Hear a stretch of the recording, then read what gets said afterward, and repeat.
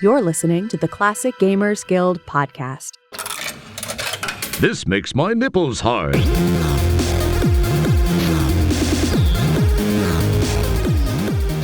Hey there, welcome to the Classic Gamers Guild podcast. Today, Paul and I are chatting about the best King's Quest game.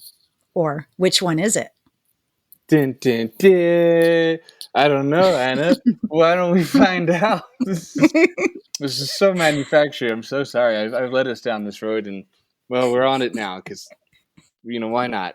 So, I'll tell you, buddy, what's not the best King's Quest game. Okay? It's not the second one. pee-youuu. Okay, all right, for real. With the best King's Quest game, but real quick, we're going to go through all the ones that are not the best King's Quest game. It's going to be a really fun reveal, and you guys are going to love it.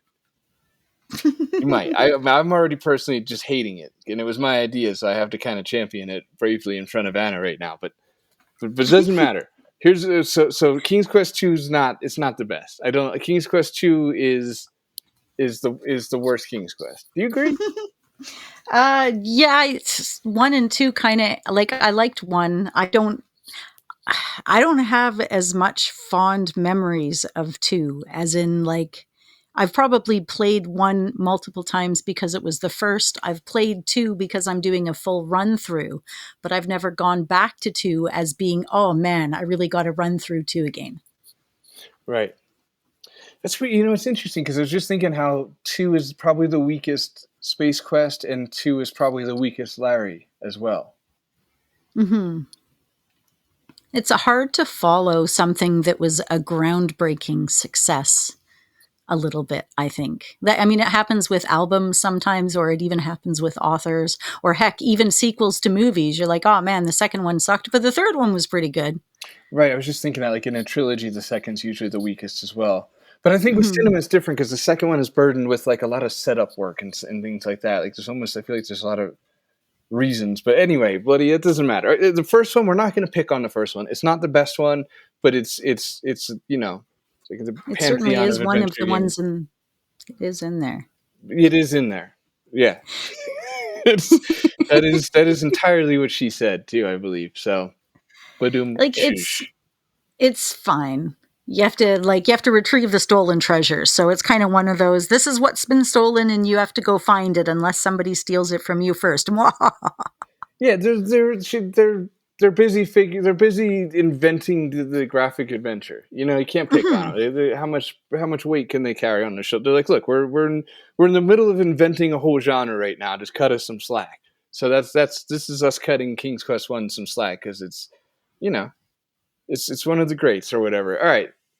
I really like 5, but it's not the best King's Quest. Anna, could you tell us a little bit about those hand-painted backgrounds? Yeah, I'll tell you my perspective on them. It was the first game I had ever played that had hand-painted backgrounds, and I played it slightly before I played Space Quest 4. So I was not impressed with the fact that it wasn't a parser game, but I was impressed with the fact that the graphics were pretty and hand-painted. And I like 5 a lot. It's just, it has so many problems, and there's so much also, you know what it is? 5 is a great walkthrough game. Yeah, I never used 1 though. I found 5 much too easy because it wasn't a parser, and I never used any kind of a hint to play it. And I played it when it first came out.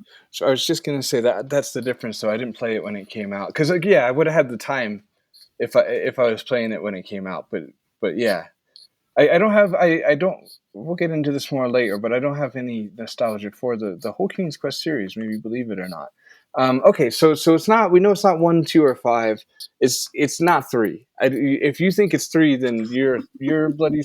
That's what kind of champions 3. It is just the most brutal game I think ever designed. Most adventure game. It's so mean. Wow. It's one of those ones, if you got it first and you and your siblings figured it out together and, you even figure out the secrets and the cheats, and there are people like you out there, and I bow down to all of you. I do. And say, wow, I am so impressed, because 1, 2, and 3 intimidated the hell out of me when I was a kid, especially because it didn't pause when you typed. So I didn't even play through them until I had a walkthrough book, Korish's video game guide. Well, Anna bows down to you, and I called you a path and a so there's there's our split opinions. Depending on, I mean, 3, it looks like Gold Rush, so that's good. Yes, and it's got magic, and it's got spells, and No, it's got my secret list passages. is done. Yeah, my list is over. Actually, it stops at it looks like Gold Rush, and no, 3 is actually kind of a lot of fun in a sense. Like, okay, I was running through the whole series back to back to back, and I was using universal hints, and I really liked the timing factor of 3 because I could just if when it got too much, I hinted my way out. So like if I was playing this when it came out, and yeah, this would have taken years. But I did actually kind of enjoy the fact that you had to get back home for Manananan, and but there is things in retrospective where you're just like, dude, how was I supposed to know that? Like, thank God Google, Sierra Chester help told me. Like, there's no way I would have it would have literally taken years for me to beat that game, which, was kind of the point. So, touche, I suppose, theoretical self. But the point is that 3 is a burden. There, that was supposed to be nicer than I had been. 3 is a bit of a slog, man. It's just, no, 3 is cruel. There we go. There, wait, that's not nice either. All right, forget it. It's not 3. 3's not the best Space Quest. Whoops, we're not. This Please Quest. Yeah. No, King's Quest. Thank you. I'm stuck in a bit of a nosedive there. Just taking this episode with me. That's okay. I was playing Please Quest before we started playing King's Quest, and then Paul interrupted my playing as I was just getting to the first crime scene, and he was like, "Hey, Anna, wait!" Yeah. I was like, "Okay, what's up?" And then he's like, "Well, you don't have time to finish Please Quest right now because we need to now talk about every single King's Quest game quickly, and we have to record here in a day or two." I'm like, "Okay," so. That's where we're at now. She's been a sport. I've been very bossy all week, and she's really put up with a lot to get us here. And look, my contrived little convoluted intros almost come to an end because now there's only 2 King's Quest left, and these are probably the 2 most beloved in the series to be left. We're now facing 6 and 4. So 8. Anna, what is not the best King's Quest game? 8. Fuck, is not the best honestly, King's Quest game. Not you, Connor. We're not even. That's right. Thank you, though. Let's get that fodder. We're done with that. It's definitely, of course not. I have met a few Connors now, and no offense to all Connors listening, I'm not talking about you. But all of the other ones I've met in person recently, it has not been a good scene. So, just saying. I still have no comment. The only piece of hate mail we've ever gotten on this show was from when I went on a tangent about how Connor is not a heroic name. And they're like, what about Connor McCloud? And I'm just like, I forgot about that movie during the rant. Okay. Right. That one was fine. Okay. So anyway, 8's out of the way. So now just, Anna, what is not the best King's Quest? Oh man, such a difficult decision, knowing that I love parser games, knowing that I liked the simplest of graphics, knowing that King's Quest VI was not my first King's Quest game. I suppose for me, it's not King's Quest VI, but I like it. It's nice. It's cool. It's whimsical. See, this was fun. Now everyone's like, oh, this episode's going to be about King's Quest IV. The whole rest of the episode, you guys, you'll see. But real quick, let me shit on 6 because I got to explain why it's not 4. So 6 was fine. I like 5 better than 6. And I think that's a slightly unpopular opinion because it feels like 6 is usually... People seem to usually like 6 or 4 the most. And I liked 5 more than 6. 6 was... I didn't really like the art in 6. I think that's a lot of it. So there was something about the art that just missed a little bit. And I feel like Sierra always missed a little when they tried to look like Lucas. There was games and moments where they went like a little bendy or a little cartoony. and it just they weren't. It wasn't them. I like when they were just like mimicking the real world. I guess you'd say. Doesn't matter. Six was fine. It's okay. I have no nostalgia for the whole series, so it's keep that in mind as I'm being a little harsh towards all these. But six was like I had fun playing all of them except for 2 and 3. But six can mess you over if you do the wrong thing at the wrong time still. And it wasn't quite as polished as it could have been, but yeah. Maybe part of it might also just be the overarching story of 6. Like I liked being Graham having to get his family back in 5 better than I liked being Alexander and the love thing and just I don't know. But I like the guard dogs because I have a Sheltie. So there was a little one of the guard dogs was a collie, which is like the same thing, just bigger. But okay, so we're talking about King's Quest 4. For the rest of the episode, we're all done. It was a little gimmicky. I thought it would be fun. I don't know. But does that mean I can go back and do my original intro now? We should put a timestamp in, like for when you're done with Paul's bullshit, you can just jump to 18 minutes in. All right, but anyway, we're talking about 4. It's the best King's Quest game. It's true. Now you, the astute listener, might say, well, hey, didn't you guys talk about this game before? Actually, Maybe. Yeah, but Paul wasn't there. Right. There we go. And we weren't focused on comparing versions, which we're going to touch a little bit into today. And so, give and take. Yeah, mostly and selfishly, I wasn't there. And really, we've got like a little planned series where we're going to go forward and compare all the 4 Sierra remakes to their originals. So we were very Police Quest centric for a little bit until that idea was, birthed, or a less gross way of putting that. Sorry, I don't know why, but I was like, okay, well, Police Quest, this King's Quest 4 is kind of Anna's Police Quest to me, right? It's like your first, like, as far as games we could play like with our eyes closed and just like we know it intimately, and so this was like the closest to Anna's heart, and it's my favorite King's Quest, and there's so many great things about this game. I'll say later that solidify the admiration I have for adventure games without nostalgia that I want to talk about later. That it's just it seems like a really good game to go into, and we didn't get to talk about it together, right? Because I guess I wasn't there. I think Sarah was that you and Sarah and Rick a long time ago? Yeah, a long time, a couple of years ago actually. It was kind of my introduction, like not my first, pretty much my first episode. So right, interesting. It's been a few years now, definitely, and I'm still using the same microphone. Because it still sounds lovely, especially with these neat little settings and buttons that we click onto it. It makes it sound good. But going forward, we have some good episode stuff. Just so you guys know, we're going to be comparing the SCI to the remakes to the Quest for Glory. Makes that complicated on a very pedantic nerd level, because both Quest for Glories are SCI. Just a little bit of AGI engine version 2.5.1. Yeah, it's going to get real decimal sounding in a second if we don't steer it straight. But basically, we're going to be comparing the remakes to the originals in like a little mini series, I guess you could say. But first, actually, before that, in next episode, we're going to sit down with Adventure Game Geek and talk about spooky episodes, shows stuff, not shows or episodes. Like I blew it.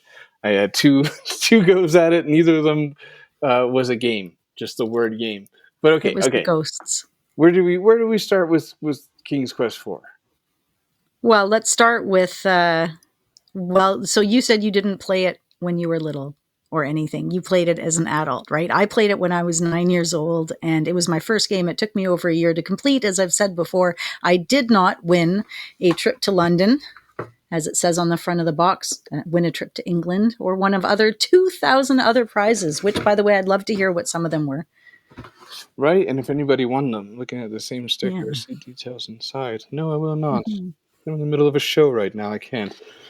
So you played it as a kid. Did you get it when it came out? Like literally, or close to the time when did it come out? 88. So I would have been about 10. So yeah, probably about 89, 10 or 11, something like that. And all right, just give me your origin story with the game, actually, because I don't think I've ever heard that. Oh gosh, my dad brought it home, and I had never, outside of Donald Duck's Playground, I'd never played a game where you had a character that could walk in a 3D kind of around the screen area. And like a big deal, my dad said, hey, just so you know, there's a mouse aspect to this game. And I'd never used a mouse with a computer game before. None of the games that I had used mice at all. So I popped it into my mom's computer, who at the time we had a 4 megabyte hard drive and 1 floppy drive. We didn't have the 2 yet. And after doing a partial install and getting it up on the amber monochrome screen, we were at the scene with the cliffs, and we were able to not figure it out at all. So I took the mouse and I held the button down and I tried to guide her, whoosh, like gliding, on a shuffleboard or something, like holding down the button I knew about the on sound her. effect. Yeah. Yeah.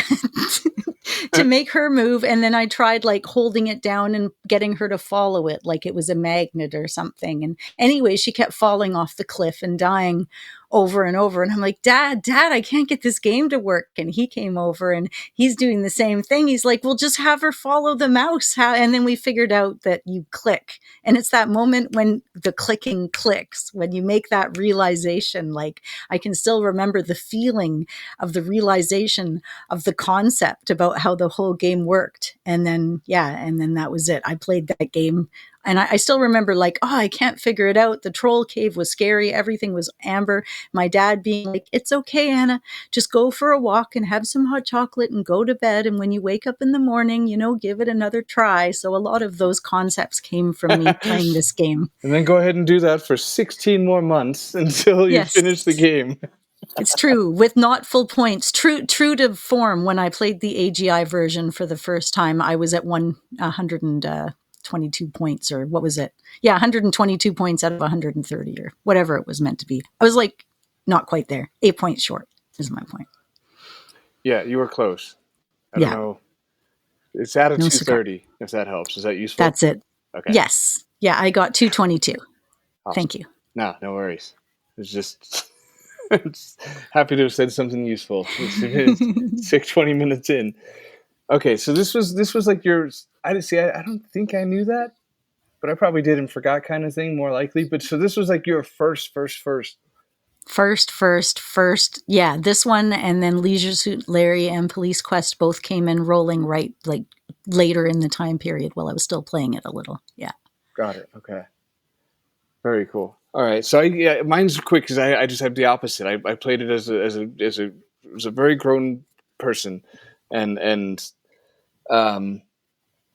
was I guess I'll just say now that it showed me that nostalgia. While nostalgia shouldn't be underestimated or anything like that, and it's extremely potent and powerful, that it's not necessary for me to have. This really proved to me that I could love a Sierra game without nostalgia, because I was just giddy when I played this game for the first time, specifically when the night cycle had happened. And I've said this on the pod before, so I'll make it quick, because I think I've said it like 4 times before.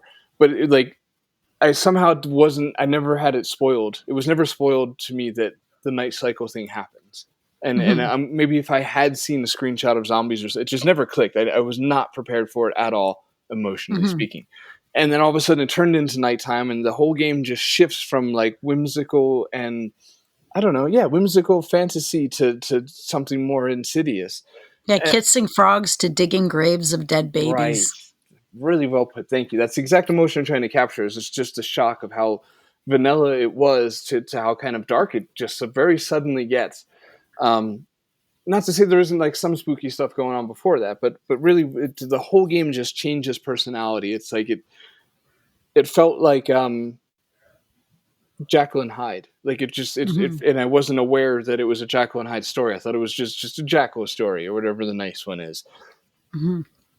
Doctor, who's the nice one? Yeah, the Jackal, Dr. Jekyll, right? Okay, look, we're clearly in some trouble here if I'm bringing up to which one of Jekyll and Hyde is the evil one. But the point is that it evoked emotions in me that I get from adventure games, but usually more like modern ones, like Unavowed or Golden Wake, where it's just like, oh my god, this is so much fun, or X, Y, and B thing happened and so cool that I really actually want to literally tell a friend right now. To get that from an old Sierra, an old Sierra SCI-0 game was amazing. Like it was just cool to know that like these games still have that kind of power and sway, and Yeah. This game has real feelings. I mean, it's like when I was a kid, the things that scared me, that gave me the heart jumping outside of like obviously the ogre grabbing you or whatever, is the trees and the axe. That always made me feel scared, even after I intimidated them. And the first time, like, I got picked up by the goons and I kept running away and restoring my game after they'd go to grab me because I thought I did the wrong thing. It took me forever to realize I had to like not make it through that screen without getting grabbed because I was just so scared to be pulled away by them. Right. It's like very real feels for me. And then at nighttime in the mansion and you walk by the mirror and you can see your reflection just caught in the light. And the clock, the broken clock, which actually has more meaning in the AGI version because you have to look at the time it gets dark, specifically at like the 9 o'clock, as compared to it's not event-based in the original version. See, I like what you mentioned about the carrying away, because that reminds me of a feeling of playing games when we were kids that I'm sure everybody can relate to, where it's like you're a kid and like the scary thing, the inevitable scary thing happens, and you have seen it before, but it's still so unsettling that you just quickly like click out of it. Or it's just like, you know, you, like you said, you get picked up by the bad guys and they start to carry you, so you just quickly reload so you don't have to like suffer the fear of it anymore, or like you release yourself from its grips. And yeah, it's powerful in the sense too, when it turns into night, is like everything that you suddenly can't trust your environment. And that was really cool and interesting, where it's like, you know, they give you time to get to know the world, and then you just suddenly you can't trust anything in it because everything's all night and evil, and there's zombies, and you know anything feels possible now because of zombies. So speaking of night, I guess we should say for those that haven't actually played the game, the whole game is essentially instead of being Sir Graham, you're his daughter and he's going to die. And it's up to you, Rosella, to save his life via third-party influence. Right. Yeah, that's a good. Okay. Yeah, to walk everyone through the game. So I guess a really quick synopsis would be like King Graham has a heart attack, and you're his daughter Rosella, right? And so you are transported to a faraway land by a fairy named Janista, and she basically says that in exchange for getting her stolen talisman back, yeah, help me out. Well, she'd send you home if you got the talisman back, and she has the magic to do it. And in doing so, she's like, you should probably pick up this fruit because I'm going to kill a few birds with one stone. You get your fruit, I get my talisman, and, you know, everybody's golden. Right. And it's quite manipulative because the whole game is quite manipulative. Christ, it is. It is. So I was playing it last night just thinking like, you know, that was real sneaky of her. There's nothing about her talisman that ties us to the flower. So she's more just like, you know, hey, while you're there, just pick up my talisman for me. And anyway, so going quickly through the rest of the summary is Rosella obviously has to face a bunch of issues, and then she eventually gets captured by the evil, is it Lolati? Lolette? How are we saying this, people? The big L. It's an inner wrestle because, again, this being a childhood game, I always called her Lolette. But then when I did the last podcast episode with Sarah, she was like, oh, okay, no, it's Lolot, I think. Huh. Well, but I'm not fully sure. So if I say Lolette, everybody just know who I'm talking about because you get it. Yeah. Exactly. Yeah, exactly. I'm going to try and just stick with the witch. So Rosella... Well, no, okay, we don't have to ham-fistedly say the ending. I don't even know why I got that written down. No. All right, so let's go back to the beginning. Yes. And the opening scene. And I have a quick note I'd like to say about this, because in research for this episode, one of the things I was looking at was how the game was received and what the critics thought of it, and just the public reception of it in general was. And I found a bunch of interesting evidence of like basically people... Okay, let me just take one more step back and say that if you're not aware, this game was marketed in a pretty cringe way of being emotional, because there was that. What was the ad where it's like, can computer games make you cry? Thank you. Right, it's just yuck. And the ad's just got that Michael Jackson-ass looking picture. It's just the worst. Just know that's what Paul wanted to show you all, his comparison between the two. But I have prevented it, and yet I have no control over it. Yeah, no, she's prevented it, guys.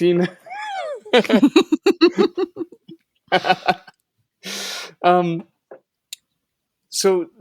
right. So they And they advertise it. did that because during a screening, when they were talking about the story and they gave the initial promo, they noticed that a few people in the house didn't have dry eyes. So it wasn't actually even from the playing of the game that the idea came from. It came, I mean, from another notion where they had already been contemplating that idea, and then it followed through with the promotional work. Right. And so everything that I found was like kind of fortifying how genuine that is. Like so a Mm-hmm. lot of reviewers were praising it for its emotional depth, especially the opening scene with King Graham's heart attack. And it was just interesting to me because it represents a lot of things that we'll never get back again, that we've had to sacrifice or like pay the it was just the cost of the internet, the cost of Mm-hmm. the technology and the good things that we have today. One of the costs is this, because I think a lot of the playing the scene back. I'm trying to think how to frame this, but playing the game back yesterday, the way that King Graham has his heart attack and sets you on a mission, it's very short. Without even Mm-hmm. being like critical of it or harsh on it or anything like that, it's very short and very basic. But I think what gets lost is for all of the let's say fans of the game that waited like years for, I don't know, maybe what was it, 2 years? Yeah, that's plural. So waited years. I can be dramatic with that. They waited a long time to get their hands on the next King's Quest, and they've presumably a lot of them have already gotten to know, who King Graham is Mm-hmm. at this point, and like some of the things that he's done or been through, and so you can't wait. Like I guess what I'm trying to say is, if we could remember this for the people that were emotionally impacted by it, to remember it as this was like a sitcom to them, I guess. Well, not sitcom. This was like a TV show to them in the sense where they were attached to the characters and the family. And Mm-hmm. so to finally, like, the new season, let's say, comes out and the main character has a heart attack right off the bat, it's like Yeah. it was kind of devastating to people, and it takes a lot to even get us back to being able to imagine that. Like how are they Super being valid. genuine when they said that this game could bring a tear to your eye? Like, really? Because it's Mm-hmm. just like three Mm-hmm. screens and some pretty static text. But if you take all into consideration, then Mm-hmm. yeah, it becomes understandable. So anyway, yeah, that was my biggest note for the opening of the game, was how it did actually do what it said it would do in ads, which would Mm-hmm. make you feel emotional. Yeah. Because, yeah, I've never really gotten emotionally attached to games in that way. Like, I mean, games don't really make me emotionally feel things, except for like anger if I keep dying or losing. I mean, I don't get pulled into the emotion of a movie very easily either, but a game perhaps even less so. Interesting. Mm-hmm. Well, basically, oh yeah, the other note I have for this is King. My only other note for the opening scene is Graham's nostrils OMG, because man, So big. yeah, really nostril You can centric look into artwork. those Holy caverns. shit! Yeah. Like, Every scene he's in, when he's do having you a heart hire attack the and he's nose on the picker? bed. Yeah. Yeah. Bring in the royal nose picker. Hang on, let him get the clamps. Right there, there's the chasm, bloody. Mm-hmm. The real chasm. All right. So Graham has this heart attack, and Rosella, is obviously devastated. But then she looks into the magic mirror where she sees Janesta Jackson, and Mm-hmm. Janesta transfers her to Tamir and manipulates Mm-hmm. her into starting her quest. And so that brings us to the arrival into Tamir. Mm-hmm. And from that point, it's just of R&D, a lot of back and forth and figuring things out. A lot of actually, okay, again, is this I haven't fully decided then, but I'm still talking about the version I played because it shocked me all the way through when little things like, when you go in to clean the dwarf's house and the music's playing, it only plays through the music track like once through the loop, and then it stops and you stand there in silence or clean in silence after that. Mm, right. Well, it's funny because it almost makes sense that would stick with you, because it was the first game with sound card support. I think period. Like it was definitely the first adventure game with sound card support. But I I think didn't have it. I had PC speaker oh, only. interesting. So the AGI with PC speaker, I'm telling the very specific differences between that and the PC speaker with the SCI version or the AGI version, sorry, and no, SCI, right? Whatever I'm talking about. Hang Right, on, AGI and EGA. SCI, you got it. But yeah, Yeah, that's the one. they're Thank all you. EGA, right? So Yeah. SCI and AGI, yeah. But yeah, the other thing too is it doesn't, like when you type in the text for, it tells you which page to go to in the book to do the copyright. It just appears right underneath it. And nothing pauses when you're typing it, which changed how I play it, because I would just type and have my thing to say load it up before I'd go through the door to accost the ghost or whatever it is. Totally changed. And you could push enter and click through Lolot her talking. So you didn't have to wait for the whole scene to go through bit by bit. You could click through it. In AGI? Yeah. So you can't, yeah, I guess. Yeah, that's Very interesting. different. Yeah. And the music was entirely different, of course. Right, because since the AGI had no sound card support. Now I get it. Sorry, I missed the AGI part when I started that earlier, but now I'm fully on the same page with you. Right, so without that you had... Yeah, the EGA version feels safer. The AGI version takes me back to King's Quest 1, 2, and 3. Like, for example, in the AGI, when the shark comes, you can't get away, no matter how low you put your speed. And if the whale comes, it freezes you on the screen, no matter where you are, so you can't swim away. It's all just that little bit more dangerous. In the next version, when they updated it, you could get away from the shark if you just swam near the bottom of the screen, which was my usual tactic. Well, I had to save and restore to get to the island across the one piece of ocean from the dock at the fisherman's wharf. I had to do that for, I don't know, probably 30, 40 times. Everybody in the house was making fun of me because they kept hearing, oh, that's that dying music again. Right, okay, so you're saying, and that makes sense, you're saying the SCI version was safer than the AGI. Very, very, very, very much so. It changes the gameplay when it doesn't pause when you type.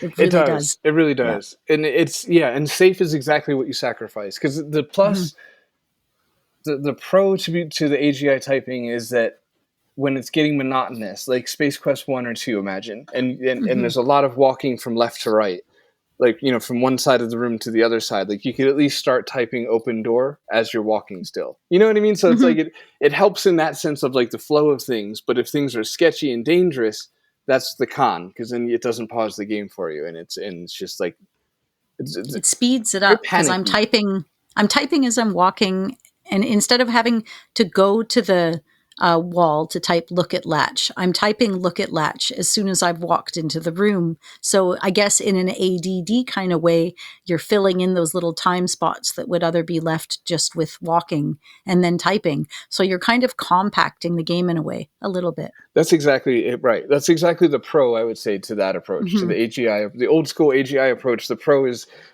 satisfying like a little ADD sort of mentality where it's like, well, I can type open door while he's walking to the door. And it helps. It does compact, or helps with the flow of things.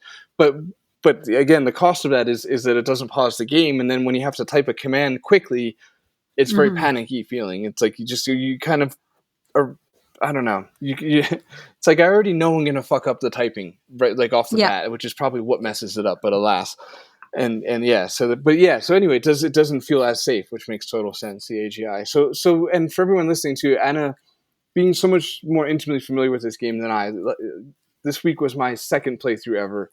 It was God knows how many for her, but so Anna decided to play the AGI version, and I played the SCI version. I played the SCI, but I will say, just doing nerd stuff and looking through all the differences before and resource files and nerd stuff I used to do when I needed a game to make, let's say, I kind of liked a lot of the AGI art a little better. Like, I don't know. There's something about the ditheriness of the SCI one that loses it a little bit. Like the AGI version is smoother.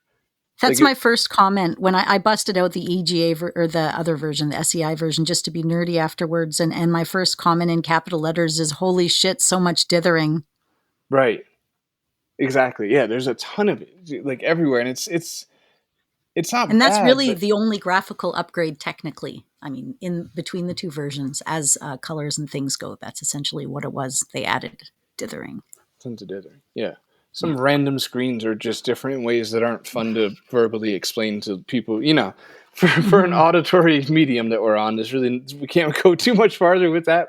But I can just say that the AGI, yeah, it captures some more of the charm of King's Quest 3 or Gold Rush, because if you just look at like a pine tree alone, is a great example, because the SCI one, like there's a lot of line work, like almost unnecessary amounts of line work in the trees, and it makes it look a little scribbly. Whereas the AGI one is just like controlled by just the hues and the lighting differences, and yeah, I don't know. I like the way the AGI one looks better. That's all I'm trying to say here. What about you?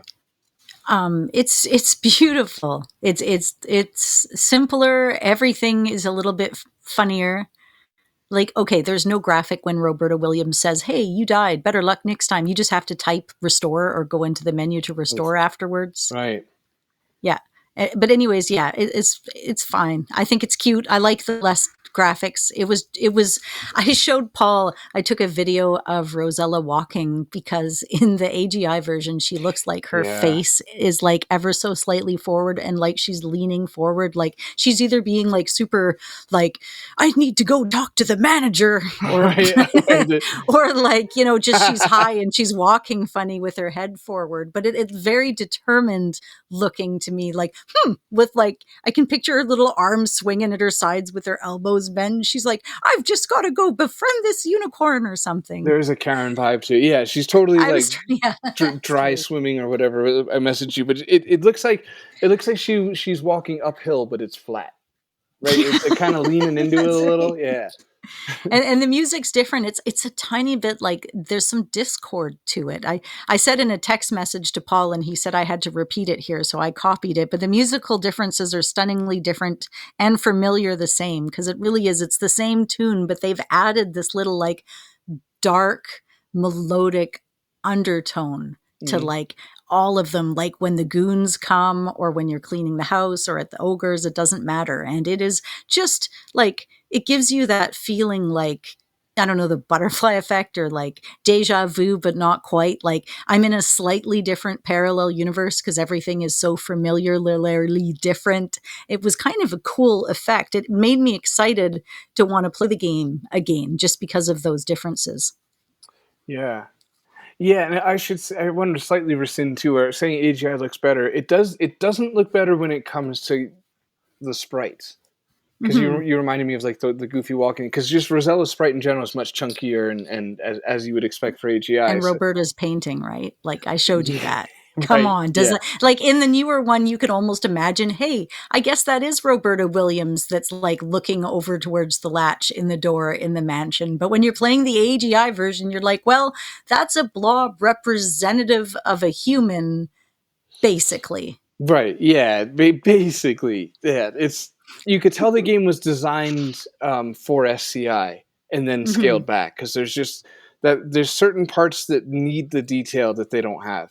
And that's when it was first, man. Well, it was. They decided to, from what I understand, they decided to scale it back for like a sales perspective, as opposed to do the SCI later. They're more like, we're gonna do from, and I could be wrong because this is an old memory from reading Sean's book, but I think it was like developed around, if not at the same time. Did you do fresh research on this before I shoot from the hip here? No, this is also probably coming from back reading things about it. Okay. But yeah, I looked at dates a little bit briefly and then some Wikipedia entry or something. Okay. All right. So we're both iffy on the exacts, but I think it was developed around the same time just so they could sell it. In other words, they had the SCI technology when they designed the game. So here you go. I think you're correct. Sierra, okay, yes, the AGI version of the game was released, but it was co-produced and released with the SCI version for customers who could not meet the high hardware requirements of the new SCI engine. So therefore, technically, they were produced and published simultaneously. So. Okay, perfect. Perfect in the sense that at least I made a coherent point, if not by accident, that it seems like the mansion artwork that you brought up, it's like it seems like it was designed for SCI and then had to be scaled back. And usually it's fine, especially like, I say like the scenery looks better. Like a lot of the things actually are an improvement in AGI, I think, like smoother. But then there's certain times where it's like, damn, you can almost Mhm. feel for the AGI artists where they're like, shit, we're supposed to draw a picture frame of a lady here? Like, how are we going to do Mhm. that? Mhm. Very, very good point. Yeah, I can totally see that now that you've said it. You just unlocked that idea for me. It makes so much more sense. And so, oh, well, I want to mention too, before we find ourselves drifting away from this versus topic, which I'm not rushing us out of, but the AGI one has some just bonkers Easter eggs that the SCI one doesn't. Like this Mhm. game has the weirdest Easter eggs. They have the beam me up Easter egg, Yep. which is probably the most well known of all the Sierra ones, and then the King's Quest rap thing yeah, um, and then a pirate Easter eggs, which I don't even know what that is. I'm just reading it. If you want to hear what the King's Quest rap is, just listen to the other episode I recorded about King's Quest 4 because I was forced on the spot to do it. Oh wow. Yeah.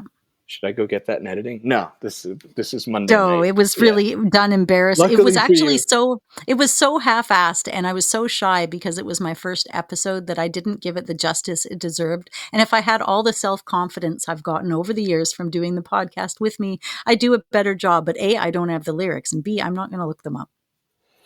Yeah, and C, fuck that shit. Yeah, totally. No, I get it. Yeah. Well, do you have anything else for AGI SCI? There's a Let me lot of just differences, but you've really got like good experience playing them both. So it's more fun, I think, for everybody to hear from you than for me to read stuff off a list more. You don't bend over when you go to Huh? like pick up the worm. It didn't bend over for me. There was no like little doodle around her head when she'd do any kind of a falling with the sound. In both versions, if you walk, it's okay. In both versions, when the fisherman leaves the wharf, when he's going back to his cabin, you have to wait till he goes to the next screen on the wharf for you to be able to follow him, or he just automatically goes back to sitting on the wharf. But I found in the AGI version, it was also the same for all of the ghosts in the mansion, which wasn't my experience with the SCI version, as in I could trail the ghost from one room to the next, to the next, to the next. As soon as you saw them walk out one door, you'd know for sure they'd be in the next room. And it seemed a bit more chaotic in the other version for some reason. What was your experience? Well, real quick on since we're on the fisherman, sort of. I mean, you said wharf a lot a minute ago, so that Yeah. means we're on the fisherman now. Wharf, wharf. No, this is not a Star Trek episode, but we can put hashtag wharf in now and get a few extra clicks. Right? Yeah. Every week I try a ridiculous tag out like Fortnite, as if there's a big crossover audience there. But why not? This week, Because we talked about it. We haven't talked about it in over a fortnight. Hashtag Fortnite. right? It's the only time that shit comes up in here. Oh, that's funny. Um, okay, so fishermen, I just got to say, they make it real hard to want to give them the diamonds. Yeah, they're Like, what not the fuck, exactly game? sweet about it. Yeah, like because I'd only played this game one other time prior to this week, and I was doing as much as I could without any help or sway, even though it was a bit of a time crunch, which is why I eventually did with certain things. But like I couldn't get certain things to trigger because I was missing like one single thing, kind of moments that I had to stop and look up. But for the most part, I was going, half figuring it out, half on hazy memory. And the fisherman thing, I didn't remember off the bat that that's what I was supposed to do, and they do not help you. I mean, she's real mean to us, the wife. Do you think Afterwards, she's like, I just want to go clothes shopping. That's it. it's fun dance? Did you get the vibe that the wife was like jealous of Rosella, like being around her husband? Is that what the attitude was for? Well, no, but now I'm shipping that as being solid. Yeah, for sure. I could totally see that. I never even clued in. I just thought she was kind of like a bit of a bitch, and they were just kind of like, what you doing sniffing around our house, girl? We ain't got food to feed you too, kind of deal. Right. That's it's almost the me being a guy playing as a girl makes you wonder like how many things are interpreted differently because of that. Because I'm having fun being Roselle. I'm like walking around. I guess I'm like boobies and shit. I'm like, ooh, look at me. I'll bet you I'm making this bitch jealous. They don't bounce like they do at the end of 3, but they got their own characteristics. They did reel them in, yeah. They did reel them in, which is good because it's I don't know. I forgot why. Oh, because she can be taken seriously as like a. Rosella's a good character too. I don't want to get a sidetrack, but she's like such a well-rounded. She's independent, and like look at how she dealt. Like the frog was an asshole to her, and then later she's just like, I got my priorities. I don't need to be with no man. I got my family Like with and Edgar I'm at the moving end, on. yes. Yeah. So she's very like, I'm just going to do my thing. Same with like the witch. She's like, okay, I'm going to do the things you ask. Even with like Pandora's box, one of the quests at the end, you have to bring her Pandora's box, which can end the world. I mean, you can do it yourself if you just open the lid. And she's just like, you don't even like, you don't get her qualms or anything. She's just like, well, I guess I'm going to go get the box now. Yeah, I really appreciated that part because she says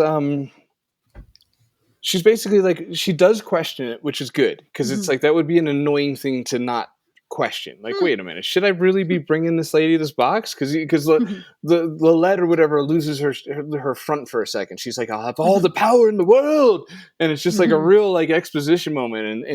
And I was so relieved when Rosello responded as I would have, like, should I be doing this? Like, I know this benefits me, but hold on, this seems a little fucked up.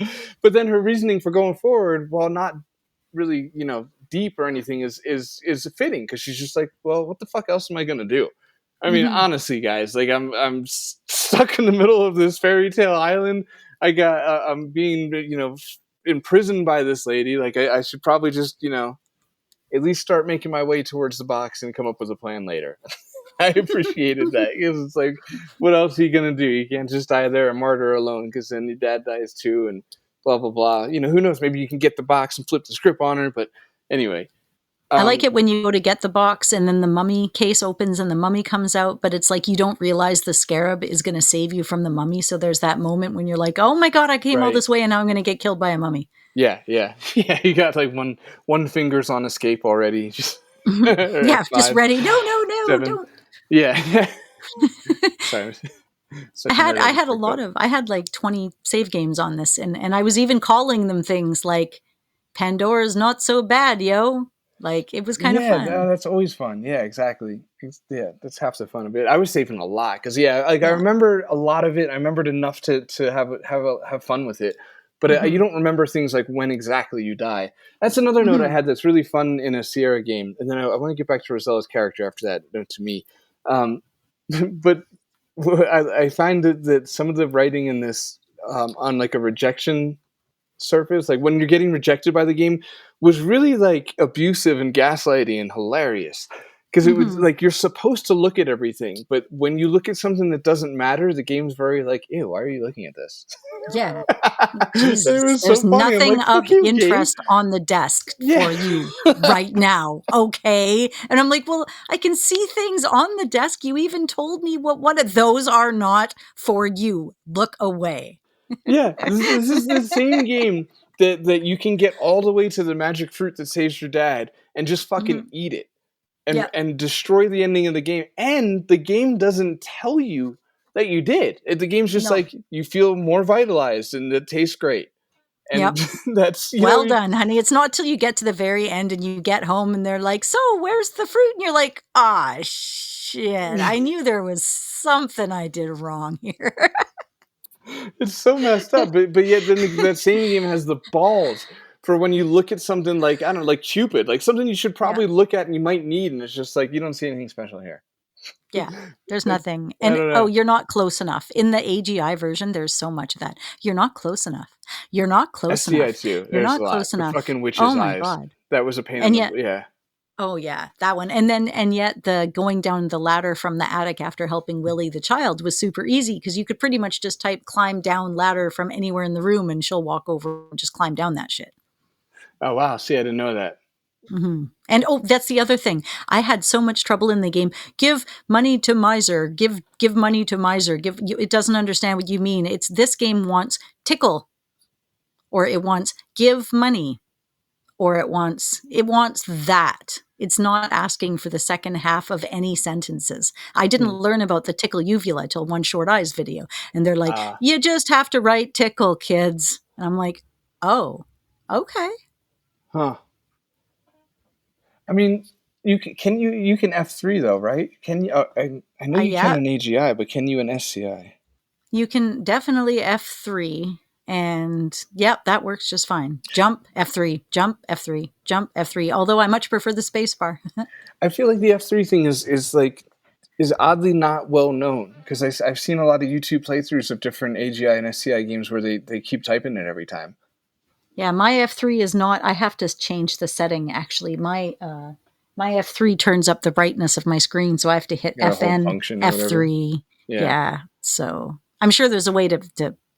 It's just you don't think about it till you're playing the game. Then you're like, oh, I'm not going to quit the game so that I can fix it.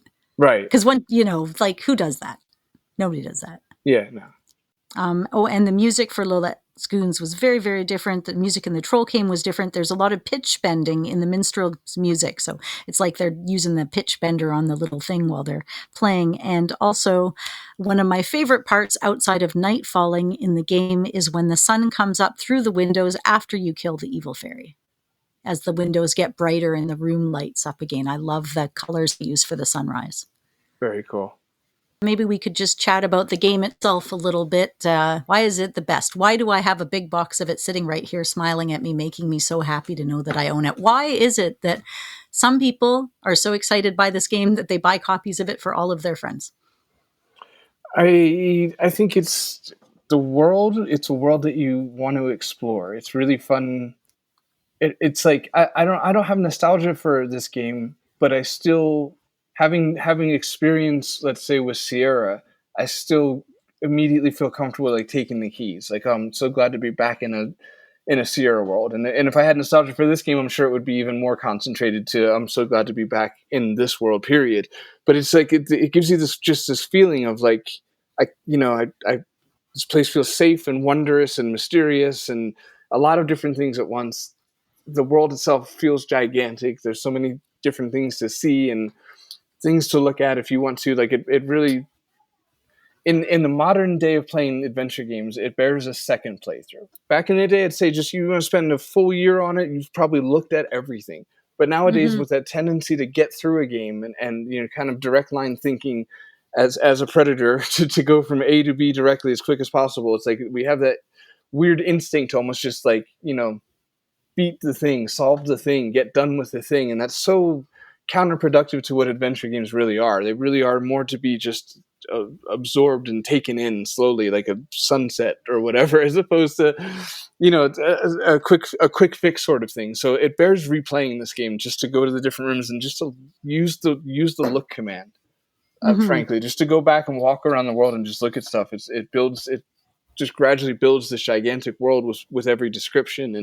And then the other thing I'll say, and then I want to hand it over to you and your thoughts on it, is Rosella. Again, I promised earlier in the episode I would come back to her as a character. But before I get into anything on my own personal thing, I kind of want your I don't know, just not, without being littered by my thoughts first this time, like what your thoughts are on Rosella as a character in this game. Right. I think she's thrust into action and in a way that wasn't represented again in King's Quest VII, as she's sitting there singing about her want to go for an adventure. It's like, girl, you have adventured most thoroughly. But yeah, I mean, she's taken everything at face value and she's understanding that there's a lot of gray lines. I think she gets it. She gets it with the unicorn. She feels bad at the end. She ends up capturing a unicorn using Cupid's arrow and guiding it up to the evil witch, and the unicorn gets trapped. And even though at the end you free the unicorn, it says like the trust is no longer there in their eyes. Like I think she feels the weight of those activities, and I think she has the drive, the love for her father. So as far as like a heroine and like a good role model for me, and like, even with a little bit of that, you know what? I don't give a shit. Like, I just need to get this done. And yeah, there's going to be some consequences and it's unfortunate, but I think I can solve something and just make it happen. That's something that I've taken into my own life. Like, I'm going to be in the moment a little. I'm going to say yes. I'm going to go fly to that wild island and see what happens. And I think I trust myself to know in the moment, on the spot, that I'm going to do the right thing. So I think that, it's a cool way to look at things like Rosella does. That's lovely. Yeah, it's lovely because it brings back to the portion where we talked about Pandora's box and how Rosella handles that. In the sense that she lets you, the player, know that she's got more character than to just mindlessly give this evil woman this powerful box. And and it's because she trusts herself to do the right thing when the time comes. Mm-hmm. Yeah, I think she's a really well written character, and that's probably why I like this King's Quest IV the most, is because of Rosella. Mm-hmm. Sweet, I'm out of breath. And the Night Cycle. That's the other reason. I got a few notes I didn't say during the episode. First, this is the first game with mouse control. You might have said this, Anna. I'm not sure. I think you just brought up the mouse, but I just want to say it was the first one to have like the mouse in the game. So it's still text parser. There is a point and click version on adventuregamestudio.co.uk.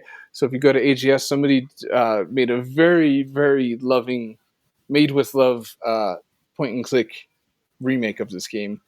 And because it's on Twitter, I can say that Steven Alexander has teased our friend at Infamous Quest.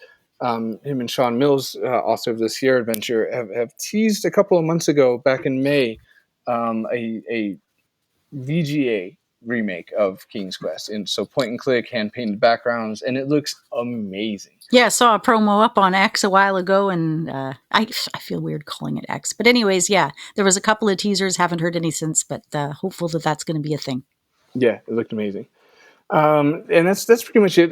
William Goldstein did the soundtrack. He also did Fame, which I think is that We're Gonna Live Forever song from the TV show Fame. I'm not going to sing it.